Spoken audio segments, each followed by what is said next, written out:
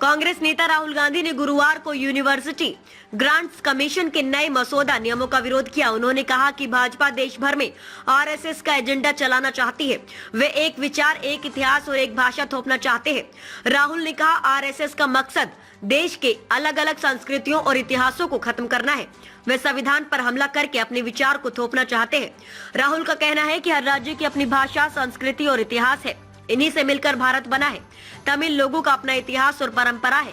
ऐसे नियम लाना तमिल समेत हर राज्य का अपमान है, जहां आरएसएस अपनी हुकूमत चलाना चाहता है। कांग्रेस ने यूजीसी के नए नियमों को तानाशाही और संविधान विरोध बताया। इन्हें तुरंत वापस लेने की मांग की। दरअसल डीएमके ने दिल्ली के जंतर मंतर में यूजीसी के नए नियमों के खिलाफ विरोध प्रदर्शन किया। इसमें प्रदर्शन में राहुल गांधी, अखिलेश यादव समेत कई विपक्षी नेता शामिल हुए। अखिलेश यादव आरएसएस और भाजपा राज्य सरकारों की ताकत छीनना चाहते हैं।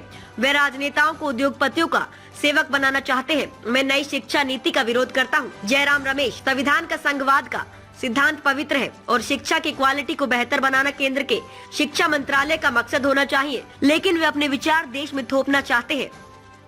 All these histories, all these traditions, all these languages come together to make India the union of states. And so that is how we have to think about it. We have to respect all the languages, all the cultures, all the traditions, all the histories, and we have to understand where they are coming from.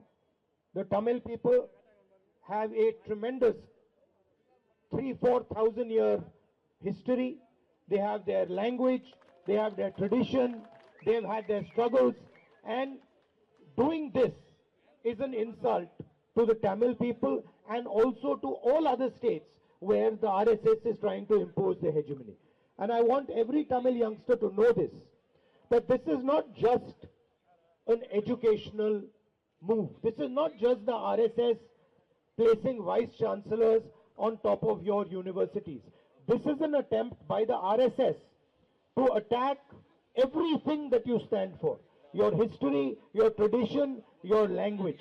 And you must remember it and you must understand it in that spirit.